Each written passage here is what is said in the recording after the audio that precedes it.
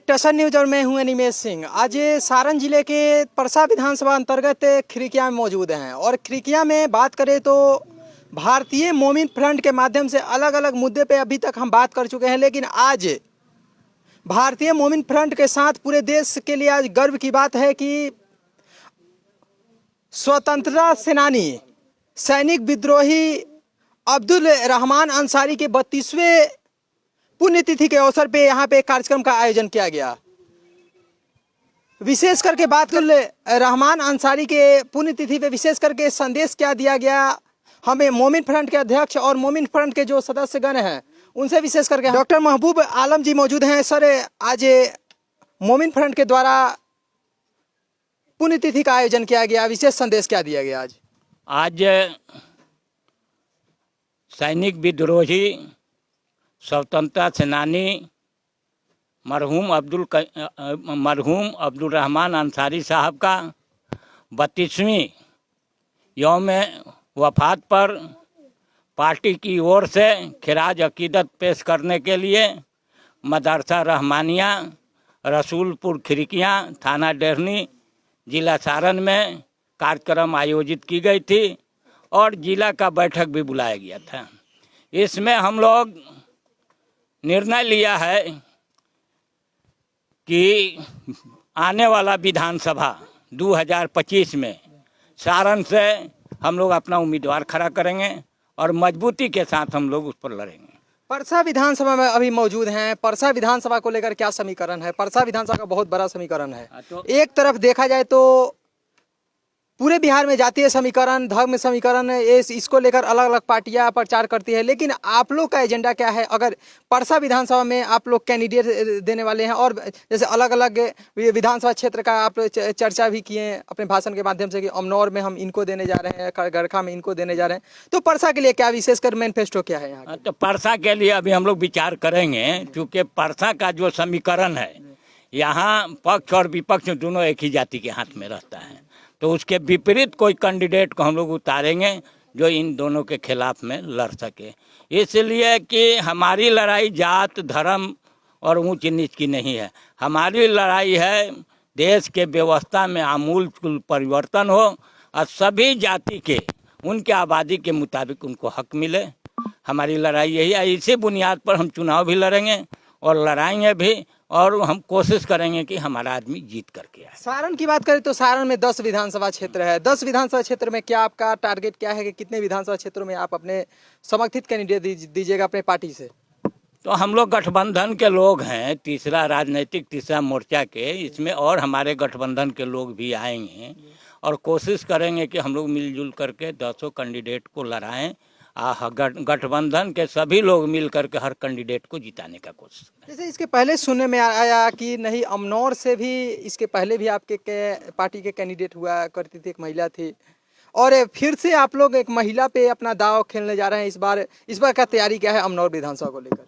क्योंकि 5 साल के अंदर में अमनौर विधानसभा के जो हमारी महिला नूर जहाँ जी जो अभी बगल में मौजूद हैं, काफ़ी आवास और मिल करके लोगों के बीच में गए हैं लोग और लोगों का समर्थन भी मिल रहा है। इसीलिए हम लोग चाहते हैं कि इनको लड़ाएं और लड़ेंगे, क्योंकि अर्थ के कमी है। हम लोग गरीब आदमी हैं, सामाजिक आदमी हैं, पूंजीपति लोग तो मेरे साथ हैं नहीं, लेकिन समाज से अपील करेंगे कि समाज के सहयोग से ये लोग अच्छा लड़ाई लड़ें। और हम विशेष करके बात करेंगे और भी कुछ सदस्यगण हैं। सर, आपका नाम क्या हुआ? मेरा नाम सिद्धनाथ कुमार है।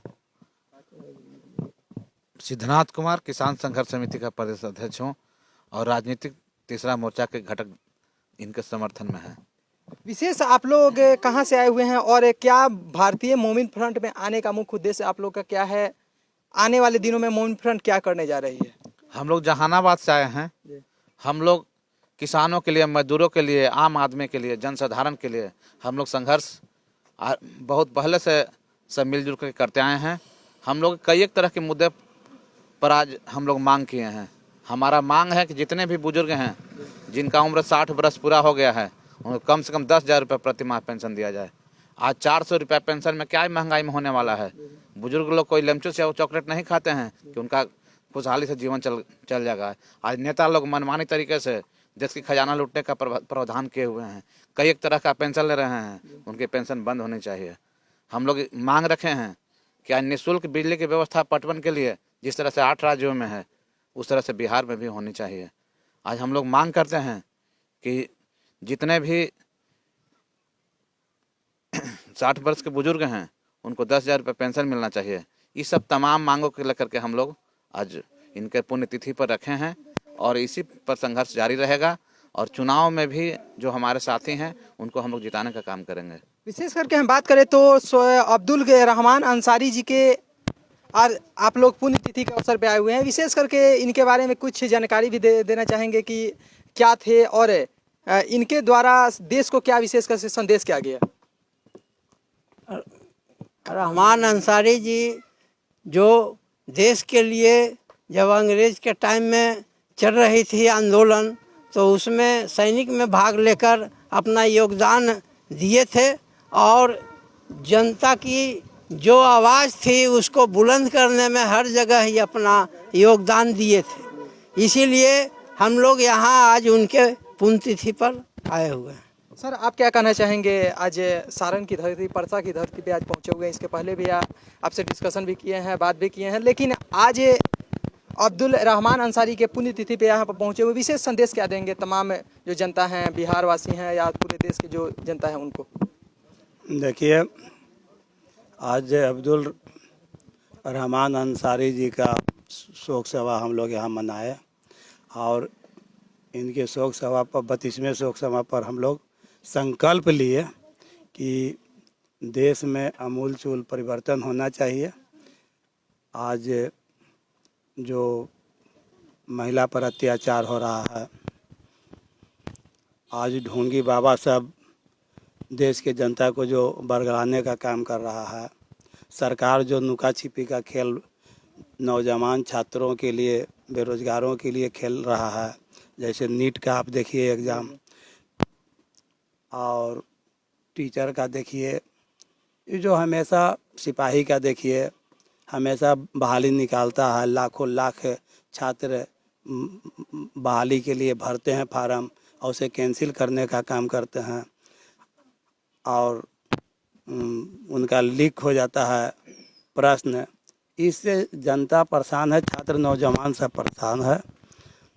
इसकी लड़ाई हम लोग लड़ रहे हैं और लड़ते रहेंगे और राजनीति तीसरा मोर्चा के जितने घटक दल हैं सभी नेता जनता के बीच में संकल्प लिए हैं। जनता हम लोगों के साथ ये खड़ा होकर के अब कहने लगा है कि आपके साथ हैं। इस बार मुस्तैदी से हम लोग उपचुनाव भी लड़ेंगे, 2025 का भी चुनाव लड़ेंगे।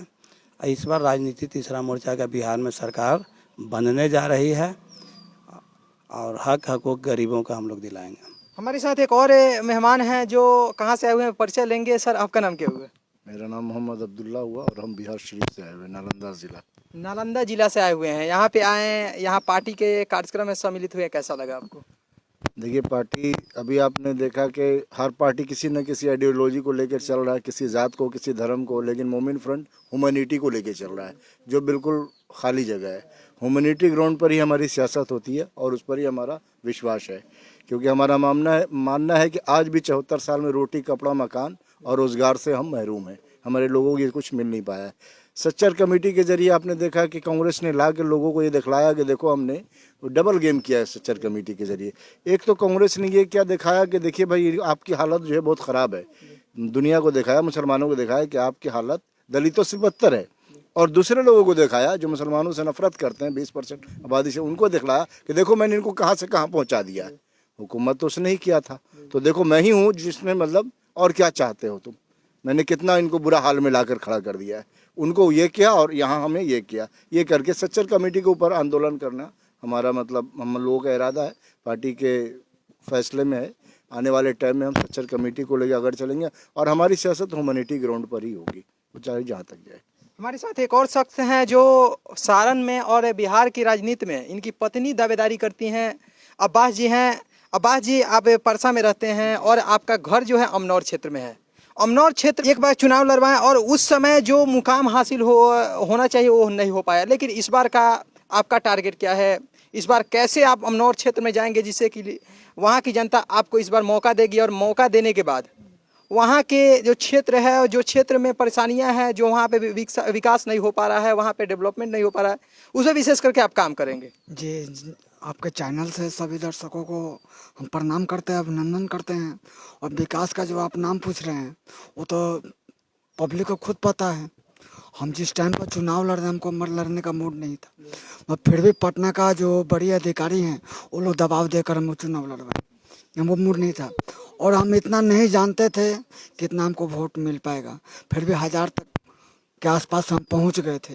और अब की बार हम जनता पर विश्वास कर रहे हैं, अब पूरा हमको विश्वास है, कानून पर विश्वास है कि हमको कामयाबी मिलेगी।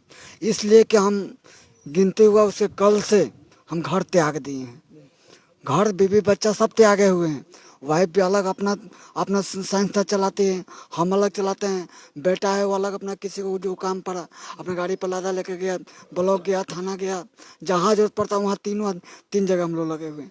तो इसलिए हम कहते हैं अब विकास का मामला है कि विकास जितने लोग 5 साल पर चुनाव आता है, अभी देखिए अभी कहीं कुछ नहीं है। अभी आपको 24-25 चलने दीजिए, बरसाती मेंढक कूदना चालू कर देगा लोग। वो पब्लिक खुद फैसला करेगी कि 5 साल से घर त्यागी कौन है।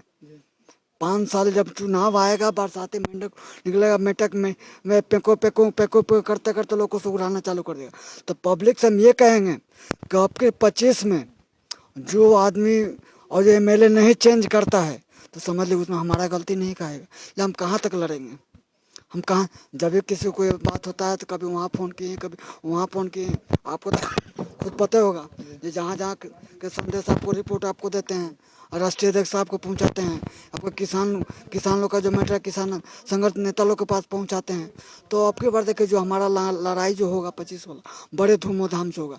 हमको उम्मीद जनता पर है, जनता हमको मौका देगी, जनता हमको मौका देगी। और उसके अलावा अभी तक जो है हमको डराने के लिए भी लोग कम प्रयास नहीं किया है, बल्कि इतना लोग हमसे बोला कि आपको जब यहाँ रहना है तो हमारे हाँ में हाँ करके रहिए।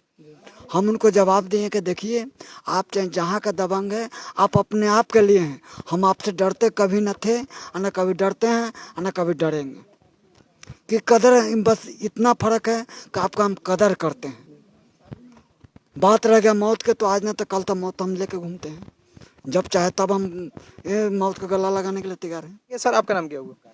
हम गरखा विधानसभा से हैं, नाम हुआ सुरेश माझी जी।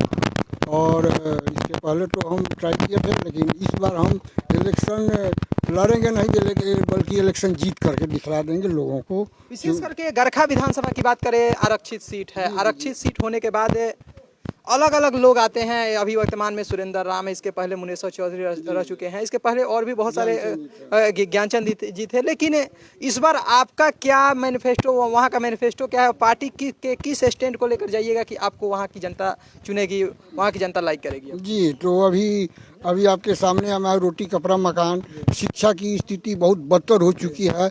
और इसको उत्थान करने के लिए मैं और पब्लिक को आगे बढ़ाने के लिए, शिक्षा को आगे बढ़ाने के लिए मैं गरखा विधानसभा सुरक्षित से चुनाव मैंने लड़ूंगा नहीं, बल्कि जीत करके दिखाऊंगा और गरखा का विकास करूंगा। तो हम कह रहे थे कि भारतीय मोमिन फ्रंट के विचारों को फैलाने के लिए हम ज़्यादा शिक्षित क्षेत्रों, शिक्षा के क्षेत्र में प्रसार करेंगे, पढ़े लिखे विद्यार्थियों को ज़्यादा जोड़ेंगे। और ऐसे लोग ही, हमारे समय से शिक्षित लोग ही इसकी धारणा को समझ सकेंगे और भारतीय मोमिन फ्रंट को विजयी बनाएंगे।